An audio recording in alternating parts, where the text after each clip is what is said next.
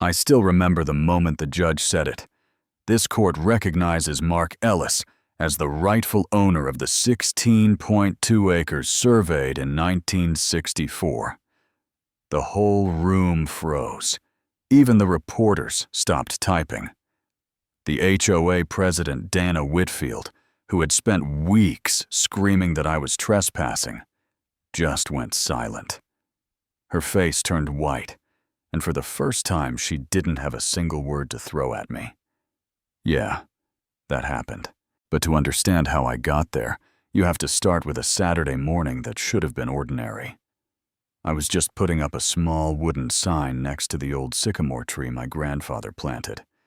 It said, "Private property, Ellis family land, since 1964. That was it. No fence, no threats, no drama. I was just marking what had always been ours. Then I heard the sound of heels hitting concrete fast and angry, like a warning siren. I turned around, and there she was. Dana Whitfield, president of the Maple Ridge HOA. Tight bun navy blazer clipboard, and that look that says she runs the world. 2 board members followed her, plus a local news guy with a camera, because of course she'd called the media. She came right at me, voice raised. "You are trespassing on HOA property and vandalizing common space on video." I laughed, thinking she was joking. "Ma'am, this is Ellis land," I told her, calm but firm. "My grandfather surveyed this back in '64. You're standing on it." That wiped the smile off her face. She blinked, leaned closer to the sign, then snapped back. "That's impossible. Maple Ridge owns this green space. I've practiced real estate law for 15 years. I know the boundaries." She said it like a threat, so I pulled out my grandfather's original deed. Yellowed paper official county seal, his signature clear as day. For a second, her confidence cracked. Then she spun toward the camera and barked. "These documents are fabricated. I demand you leave HOA property immediately." It was all for show, and she knew it. I wasn't the problem. I was the story she could control. The next day, I got a certified letter from the HOA. Big fancy header. "Cease and desist all unauthorized activity." They fined me $500, ordered me to remove my illegal signage, and warned of legal escalation. I read it twice, laughed once, and then started researching. Turns out, HOAs only have power over people who actually join them. I never did. Never signed their covenants, never paid their dues. They couldn't touch me. So I wrote my own letter, polite, but sharp, and hand-delivered it to her door. "Ms. Whitfield, I'm not part of your HOA, and your rules don't apply to me. I'll continue maintaining my grandfather's property, as stated in the deed." She smiled that fake smile, you know the one, and said, "People who are most confident about their legal position usually understand the law the least." That line stuck with me. From there, things got strange. HOA patrol cars started parking near my house. New cameras appeared, all pointed my way. Neighbors who used to wave now crossed the street. And just when I thought it couldn't get worse, my sister Lena, she's a lawyer, called to say, "Mark, there are 2 surveys on file for your land. 2 different maps. One from 1964, one from 1989, and they didn't match. Someone had redrawn the line." Then, one evening, my grandfather's old friend Tom Avery stopped by. He looked nervous. "Your granddad never trusted that '89 survey," he said. "He hid the real boundary markers. Said they'd try to erase you on paper." I thought he was exaggerating, but I started digging around the sycamore tree anyway. About a foot down, I hit metal. A brass survey pin, green with age stamped Ellis, 1964. My hands were shaking when I found the next one, then another. When I mapped them out, my heart nearly stopped. The markers didn't just outline my yard. They wrapped around the entire subdivision.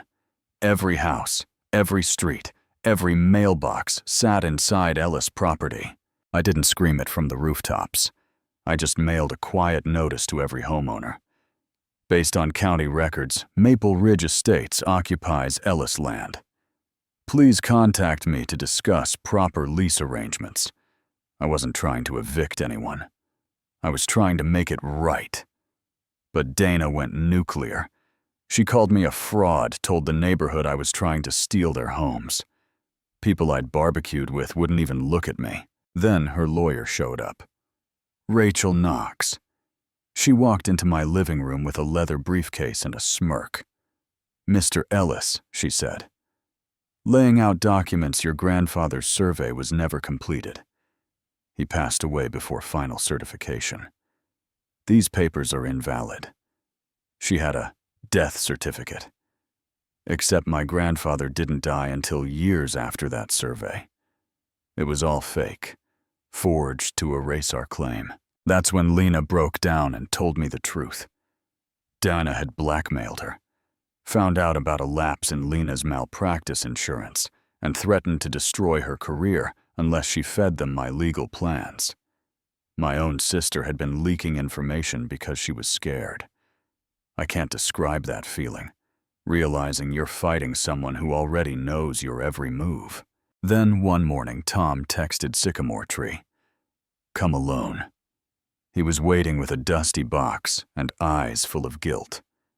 Inside were county memos from 1988, handwritten notes, budget files, even a letter from a commissioner saying the county needed fast revenue and had identified Ellis land as the only viable development option. They'd redrawn maps, sold lots built Maple Ridge, and buried the evidence. I took it straight to a civil rights lawyer named Carla Ramirez. She looked through the files and said, "This isn't property law. This is constitutional. They took your land under color of authority. That's federal." She filed motions that forced the county to release records. We ended up in court 6 weeks later, national media everywhere.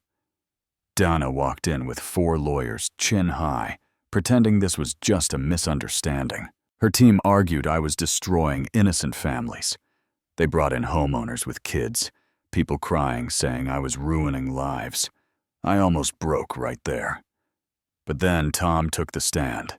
He told the truth, how the county knowingly stole my grandfather's land, how officials falsified the 1989 survey, how they told themselves it was for the greater good. You could have heard a pin drop.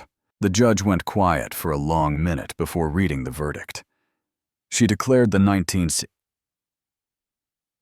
Ellis survey valid, the 1989 documents fraudulent, and Maple Ridge Estates built without legal authority. The county was ordered to pay damages for decades of unauthorized use. And Dana Whitfield, the self-proclaimed expert who'd called me a liar on camera, had her law license suspended pending investigation for using forged documents. I didn't celebrate. I just stood there, the same deed in my hands that she'd mocked weeks earlier, watching her stare at the floor, while the neighbors who once believed her started realizing who the real thief was. And yeah, I offered lease agreements. Nobody got evicted. Nobody lost their home. But they all know now whose land they're living on.